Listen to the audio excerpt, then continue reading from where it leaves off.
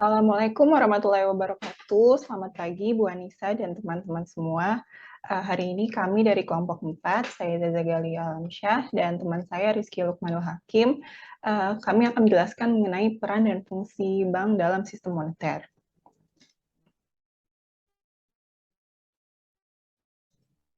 Sebelum kita membahas mengenai peran dan fungsi bank sentral dalam sistem ekonomi moneter, ada baiknya kita mengetahui terlebih dahulu apa itu bank sentral.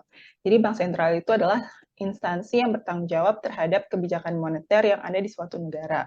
Bank sentral ada untuk memastikan bahwa negara memiliki keuangan yang stabil. Bank sentral di Indonesia adalah Bank Indonesia. Tujuan utama dari Bank Indonesia secara garis besar adalah menjaga kestabilan nilai rupiah. Nah, tujuan utama ini dimaksudkan agar kinerja bank sentral lebih fokus dan dapat terukur. Nah, jika nilai mata uang rupiah stabil terhadap harga-harga barang dan nilai mata uang negara lain, maka tujuan utama Bank Indonesia sudah tercapai. Next. Kemudian di sini ada struktur Bank Sentral Indonesia. Bank Indonesia dalam menjalankan tugas Bank Sentral serta wewenang yang menyertai dipimpin oleh Dewan Gubernur. Dewan Gubernur ini terdiri atas seorang pemimpin yang disebut Gubernur. Gubernur dibantu oleh salah satu deputi gubernur senior dan sekurang-kurangnya 4 sampai sebanyak-banyaknya 7 Dewan Gubernur. Struktur di bawah Dewan Gubernur diisi oleh beberapa bidang, di antara lain, next, yaitu ada bidang moneter, makroprudensial, sistem pembayaran dan pengelolaan uang rupiah, pendukung kebijakan, pendukung organisasi, dan juga jaringan kantor. Dan di setiap bidangnya ini dibawahi oleh departemen-departemen. Next.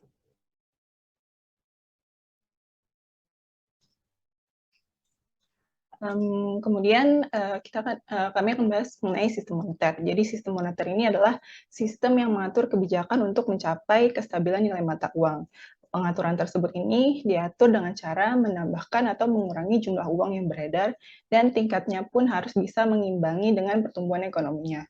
Bank Indonesia sebagai otoritas moneter. Oleh karena itu, Bank Indonesia memiliki wewenang dan tugas untuk menetapkan dan menjalankan kebijakan moneter.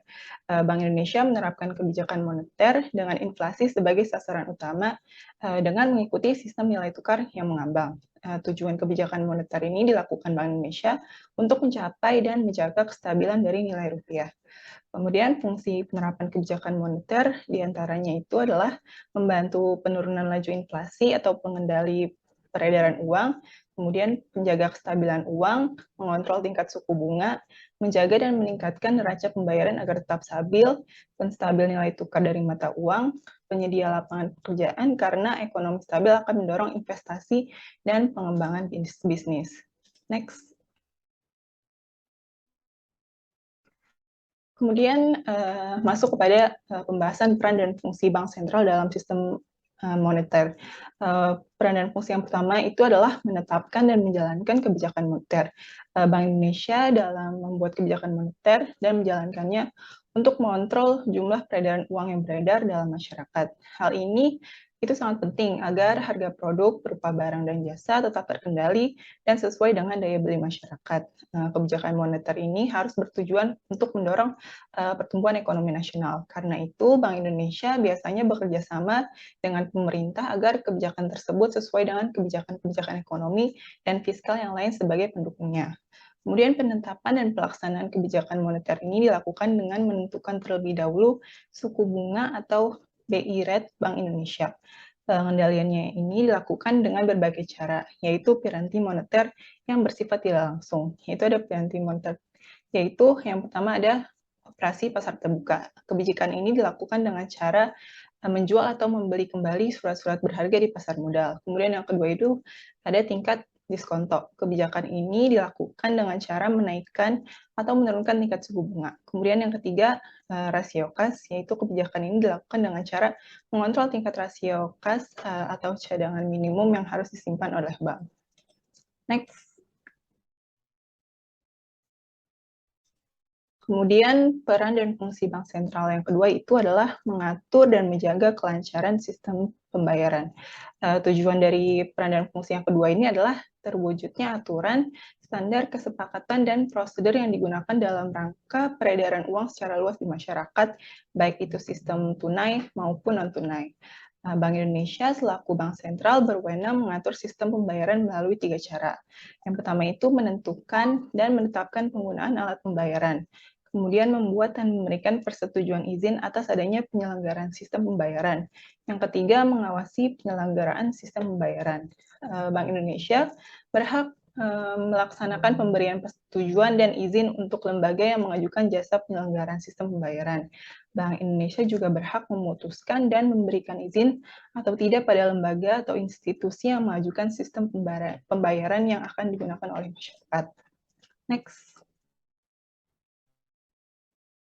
Kemudian peran dan fungsi bank sentral yang ketiga adalah mengatur dan mengawasi bank. Dalam upaya menjalankan tugasnya mengatur dan mengawasi bank, Bank Indonesia bertugas menentukan dan menetapkan peraturan, memberikan dan atau mencabut izin kelembagaan atau kegiatan usaha dan bank tertentu. Kemudian melaksanakan pengawasan dan mengenakan sanksi terhadap bank yang terbukti melakukan pelanggaran berdasarkan ketentuan undang-undang yang berlaku. Bank Indonesia berwenang membuat ketentuan-ketentuan yang berkaitan dengan perbankan. Pembuatan ketentuan ini tentunya disertai prinsip kehati-hatian agar tujuan Bank Indonesia untuk menstabilkan keuangan di Indonesia dapat terwujud dan terjaga dengan baik. Bank Indonesia melaksanakan pengawasan makroprudensial, sedangkan OJK melakukan pengawasan mikroprudensial. Next. Kemudian reformasi perbankan di Indonesia. Lembaga perbankan yang hadir di Indonesia pertama kali tentunya tidak terlepas dari kolonial Hindia Belanda. Pada tahun 1746, VOC mendirikan The Bank van Lening, cikal bakal dari Bank Indonesia. Tujuan VOC mendirikan The Bank van Lening untuk mempermudah aktivitas perdagangan VOC di Indonesia. Seiring perjalannya, The Bank van Lening tidak beroperasi dengan baik. Next.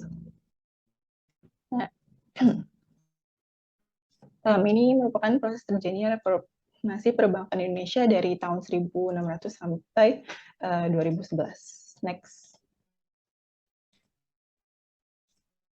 Kemudian pada tahun 1600, bangsa Eropa datang ke Asia Tenggara. Kedatangan bangsa Eropa ke Asia Tenggara dengan misi mencari rempah-rempah. Di Nusantara telah berdiri kerajaan-kerajaan yang telah memiliki mata uangnya sendiri. Selain itu, beredar pula mata uang asing seperti Picis dari Tiongkok yang mendominasi peredaran uang. Next. Kemudian pembentukan maskapai dagang dan tugasnya. Pembentukan maskapai dagang Greenwich Oil Indies Company yang dikenal dengan nama VOC atau Persekutuan Dagang Hindia Timur, mata uang real Spanyol masuk ke Nusantara. VOC bertujuan untuk membuka perdagangan di Nusantara sekaligus menghancurkan dominasi Portugis, tapi gagal. Next.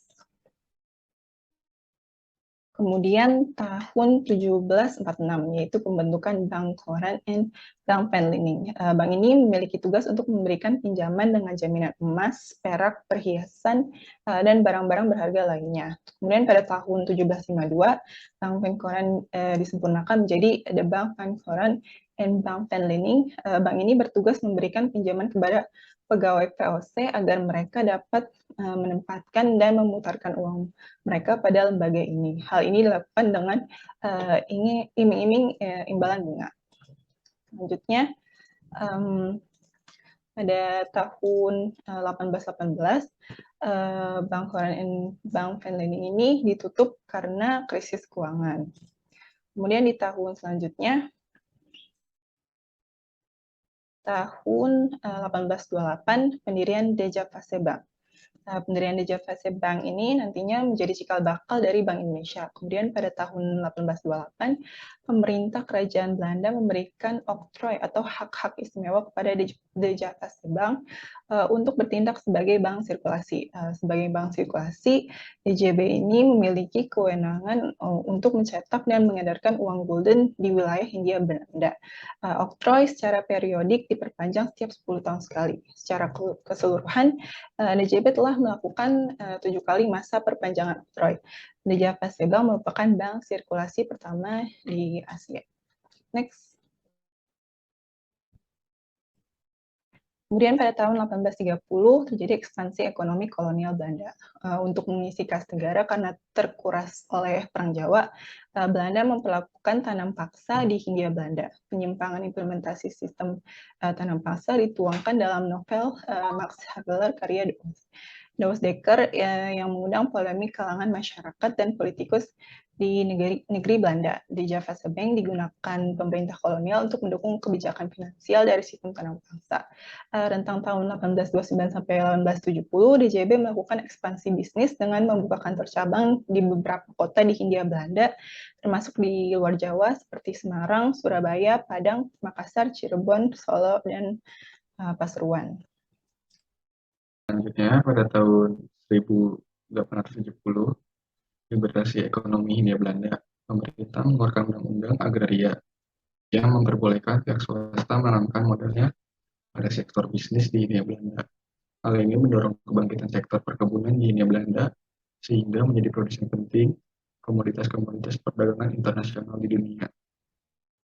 Akibat eksploitasi ekonomi besar-besaran oleh Belanda selama penerapan sistem tanam paksa, muncul gerakan yang disebut sebagai politik balas budi atau yang lebih dikenal dengan politik etis pada tahun 1901. Pada bidang perbankan pada awal abad ke-20, banyak bermunculan bank-bank perkreditan yang bertujuan untuk mendorong perkembangan perekonomian rakyat. Rentang tahunnya itu dari tahun 1870 sampai 1942. DJVC Bank membuka 15 kantor cabang di kota-kota yang dianggap strategis di Hindia Belanda. Yaitu kota-kotanya tersebut adalah Yogyakarta, Pontianak, Bengkalis, Medan, Banjarmasin, Tanjung Balai, Tanjung Pura, Bandung, Palembang, Manado, Malang, Kutaraja, Kediri, Pematang Siantar, dan Madiun. Next.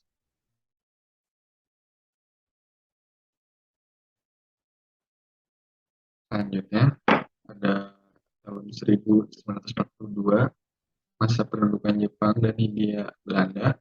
Pada masa pemerintahan Jepang, DJB dilikuidasi.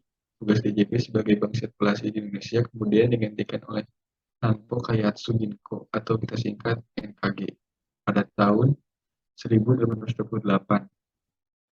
Pemerintahan kerajaan Belanda memberikan oktroy atau hak-hak istimewa kepada DJB untuk menjadi bank sirkulasi. Pada periode ini, DJB memiliki kewenangan untuk mencetak dan mengedarkan uang gulden di wilayah Hindia Belanda. Oktroy secara periodik diperpanjang setiap 10 tahun sekali, hingga tahun 1922.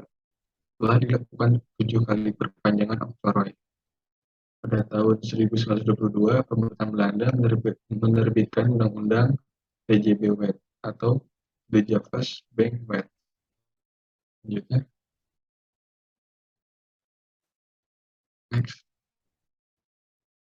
Selanjutnya pada tahun 1945, dua wilayah Indonesia pasca proklamasi kemerdekaan Indonesia, Belanda berusaha menguasai kembali Indonesia melalui Netherlands Municipal Administration atau disingkatnya itu NICA. Pada masa ini NICA mendirikan kembali DJB untuk mencetak dan mengedarkan uang NICA. Hal ini bertujuan untuk mengacaukan ekonomi pada bangsa Indonesia masa dahulu.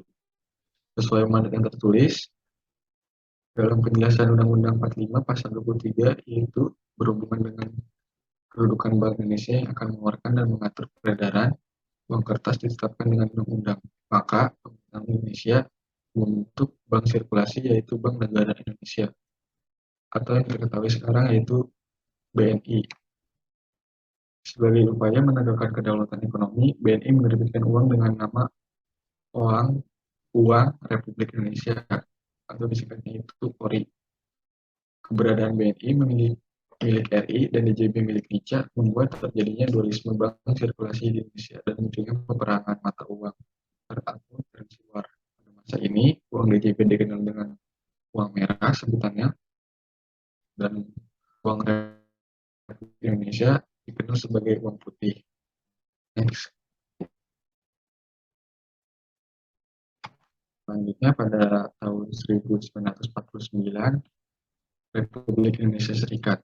Pada tahun ini berlangsung konversi meja bundar atau KNB dengan salah satu kesepakatan penting adalah pengakuan kedaulatan Republik Indonesia Serikat oleh Belanda. Kedudukan RIS berada di bawah kerajaan Belanda dan Republik Indonesia menjadi bagian dari RIS. Selain itu, KMB juga menetapkan DJB sebagai bank sirkulasi Republik Indonesia Serikat. Setelah Republik Indonesia Serikat memutuskan untuk keluar dari RIS, pada masa peralihan kembali menjadi NKRI, DJB tetap menjadi bank sirkulasi dengan kepemilikan saham oleh Belanda. Next.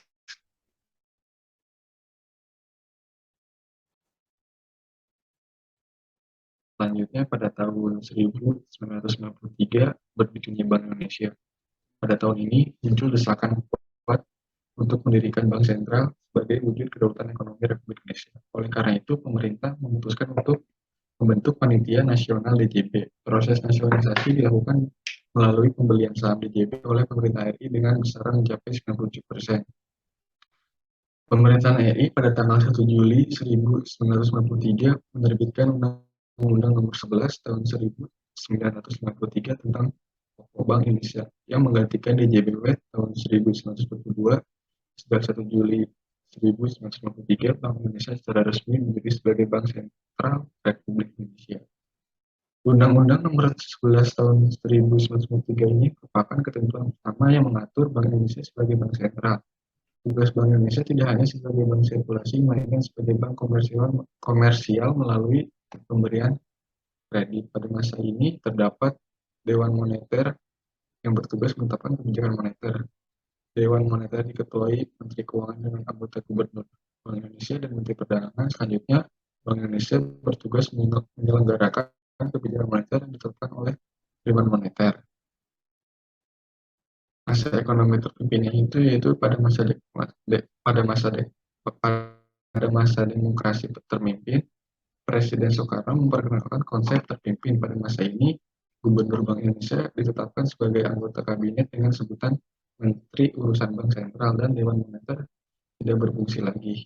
Dalam bidang perbankan, terdapat doktrin bank berjuang berupaya penyatuan seluruh bank negara yang menjadi tunggal dengan nama Bank Negara Indonesia atau BNI yang pendiriannya lewat Peraturan Presiden Nomor 17 Tahun 1965. Dalam masa implementasi, Bank Berjuang atau Bank Indonesia ini diubah menjadi BNI Unit 1, sedangkan bank-bank milik pemerintah lainnya dibagi menjadi BNI Unit 2-5.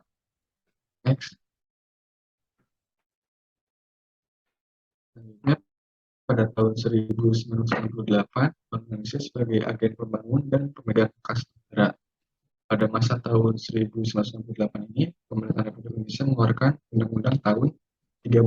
Undang-Undang Nomor 13 Tahun 1968 tentang Bank Indonesia. Undang-undang ini mengembalikan tugas Bank Indonesia sebagai Bank Sentral Republik Indonesia dan menghentikan status Bank Indonesia sebagai BNI Unit 1.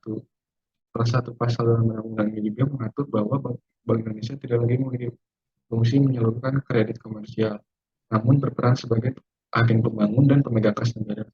Sementara itu, melalui Undang-Undang Nomor 21 dan 22 tahun 1968, bank-bank lainnya tergabung dalam bank tunggal berubah kembali menjadi bank-bank pemerintah yang berdiri sendiri. Next.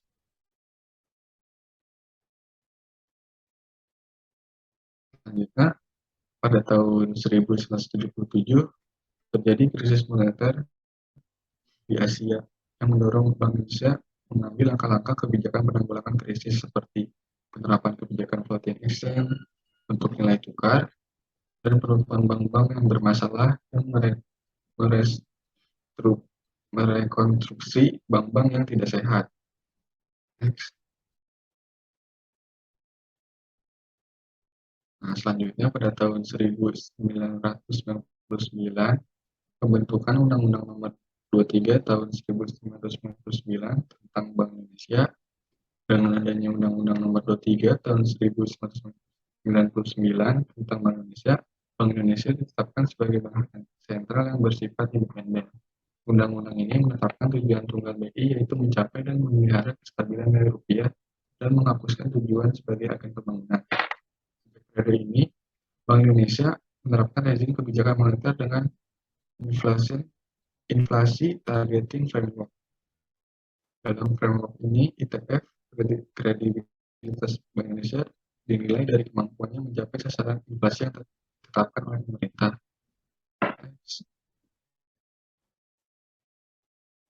Pada tahun 2004, pengesahan Bank Indonesia sebagai bank sentral yang independen.